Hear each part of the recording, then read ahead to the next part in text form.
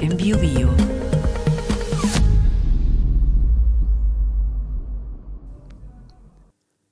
El año 1898 fue decisivo en la historia de América Hispana, pues ahí culminó el proceso iniciado a comienzos del siglo XIX, conocido como la independencia. La mayoría de las naciones hispanoamericanas alcanzó su autonomía de la corona castellana antes de 1830, partiendo así una nueva historia que procuraba ser republicana, aunque no siempre resultara con gobiernos que tuvieran continuidad o bajo un sistema constitucional estable y de acuerdo con los sueños acariciados a la hora de la emancipación. No obstante, hubo un país que tuvo una historia distinta, más lenta, quedó rezagado. Fue el caso de Cuba, cuyo proceso quedó postergado hasta fines de la centuria. El líder y héroe de su independencia fue José Martí, todavía un hombre joven, nacido en 1853 y fallecido precisamente en medio del proceso de emancipación, en 1895. La historia del continente en el siglo XIX tuvo factores comunes y contradicciones, todo lo cual era parte de una misma evolución que mezclaba un pasado compartido bajo el dominio español, una independencia que contaba con épica y colaboración entre los distintos pueblos y una trayectoria que procuraba cumplir las expectativas de formar la nación, construir repúblicas y educar a la población. Sin embargo, la cara opuesta a esta historia fue el surgimiento de las guerras, ahora entre vecinos, países nacidos para ser hermanos, pero que por distintas razones se enfrentaron en los campos de batalla. En la práctica, ello contribuyó también al fortalecimiento del sentimiento patriótico, pero fue algo que distanció a las naciones que habían germinado para tener ese futuro compartido soñado por los padres de la independencia. Por otra parte, numerosos intelectuales plantearon la necesidad de fortalecer la amistad e incluso tuvieron la idea de una patria común, en lo que se conoció como el americanismo, que se manifestó en el orden práctico en las reuniones internacionales, conocidas como congresos americanos. Así, la unión debía prevalecer sobre la división, así como la solución de los problemas era una necesidad frente a la consolidación de las disputas. El mencionado José Martí fue uno de los hombres que comprendió la unidad del continente, y aunque a veces su pensamiento pudiera parecer cándido o ajeno a la realidad, lo cierto es que se basaba no solo en sentimientos profundos, sino también en un pensamiento que procuraba ser sólido y bien formado, además de muy apasionado. Vale la pena revisar a este pensador y político cubano, quien ha sido considerado como el primer escritor moderno de América Latina por Enrique Krause, en un libro brillante y atractivo, Redentores, Ideas y Poder en América Latina, publicado por Debate en 2011. A comienzos de 1891, Martí dio a la luz un artículo tan poético como convocante, titulado Nuestra América, que apareció en el periódico El Partido Liberal de México. El propio Krause, historiador, ensayista y editor mexicano, sostiene que ese texto del cubano es una piedra angular del hispanoamericanismo del siglo XX.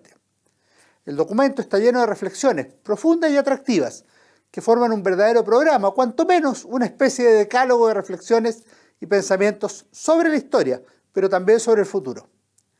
Trincheras de ideas valen más que trincheras de piedra, dice al comenzar. En otra parte señala, injértese en nuestras repúblicas el mundo, pero el tronco ha de ser el de nuestras repúblicas. En la misma línea, pensaba que los jóvenes entienden que se imita demasiado y que la salvación está en crear. Profético, pero también basado en la experiencia de décadas, argumentaba que algunas repúblicas crían en la guerra rapaz contra el vecino la soldadesca que puede devorarlas, en una especie de autodestrucción, por cierto. Sobre el gran proceso que dio vida al siglo XIX en el continente, no vacilaba en afirmar: el problema de la independencia no era el cambio de formas, sino el cambio de espíritu, así como sostuvo que la colonia continuó viviendo en la república. De alguna manera, la constitución jerárquica de las colonias resistía a la organización democrática de la república. En otros planos, sus afirmaciones sonaban demasiado ilusorias o carentes de sentido de la realidad, al menos como se vivía en el siglo XIX. refiriéndose al orgullo que debían tener por nuestras repúblicas dolorosas de América, aseguraba que de factores tan descompuestos jamás en menos tiempo histórico se han creado naciones tan adelantadas y compactas. Hablando del hombre natural del continente, aseguró que este hombre natural es bueno y acata y premia la inteligencia superior, mientras ésta no se vale de su sumisión para dañarle. En la línea de Rivadavia, que había dicho estos países se salvarán, concluía que de todos estos peligros se van salvando América. Para otra vez podrán quedar los pensamientos de Martí sobre los Estados Unidos de Norteamérica, país en el cual vivió en algunas oportunidades. Hay otros temas interesantes. La República era un gobierno lógico, según él consideraba, pero sostenía también, tema crucial y de gran valor presente y futuro, que si la República no abre los brazos a todos y se adelanta a todos, muere la República. Entre ellos estaban muchos indios y las mayorías pobres, entonces no incorporadas al sistema político. En la parte final de Nuestra América, Martí realiza una reflexión importante que vale la pena leer. El texto está contenido en las obras completas, publicadas en La Habana por la Editorial de Ciencias Sociales en 1975, en este caso en el tomo 6, que se titula precisamente Nuestra América. ¿Qué dice ahí el pensador cubano? Pensar es servir. Ni ha de suponerse, por antipatía de aldea, una maldad ingénita y fatal al pueblo rubio del continente, porque no habla nuestro idioma, ni ve la casa como nosotros la vemos, ni se nos parece en sus lacras políticas, que son diferentes de las nuestras, ni tiene en mucho a los hombres bibliosos y trigueños, ni mira caritativo desde su eminencia aún mal segura, a los que con menos favor de la historia suben a tramos heroicos la vía de las repúblicas. Ni se han de esconder los datos patentes del problema que puede resolverse para la paz de los siglos con el estudio oportuno y la unión tácita y urgente del alma continental. Porque ya suena el himno unánime, la generación actual lleva a cuestas, por el camino abonado por los padres sublimes, la América trabajadora.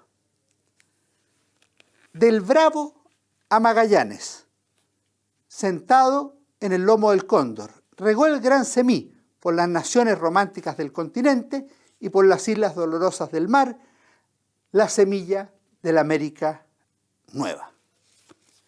Es una discusión más larga si esta América Nueva anunciada por Martí existió realmente o no, aunque muchos problemas se perpetuarían durante el siglo XX. El propio Prócer murió tempranamente, se transformó en un mártir de la causa, si bien su memoria continuó vigente, aunque a veces distorsionada. Un día antes de morir había escrito a Manuel Mercado: «Yo estoy todos los días en peligro de dar mi vida por mi país y por mi deber, puesto que lo entiendo y tengo ánimos con que realizarlo, de impedir a tiempo, con la independencia de Cuba, que se extiendan por las Antillas los Estados Unidos y caigan con esa fuerza más sobre nuestras tierras de América. Cuanto hice hasta hoy y haré es para eso». La referencia está en el mencionado libro de Enrique Krause, Redentores. Finalmente, como sabemos, Cuba logró la independencia y España sufrió una nueva derrota imperial. Las consecuencias de los sucesos se proyectarían durante largo tiempo. Desde luego tendría repercusiones en la propia España, que comenzó a vivir una etapa de decadencia, introspección y reflexión sobre su situación histórica. Estados Unidos pasó a ser relevante en el concierto internacional, y específicamente en Cuba. La isla, por su parte, logró su independencia, pero en modo alguno logró constituir una república democrática, sino que tuvo altibajos institucionales y sufrió la presencia norteamericana de manera constante. Todo ello seguiría formando parte de la riquísima historia del siglo XX, con sus contradicciones, luchas y resultados, algunos de muchos años o décadas después. Que esté muy bien, nos vemos en nuestro próximo comentario histórico, en BioBio TV. Opinión en BioBio.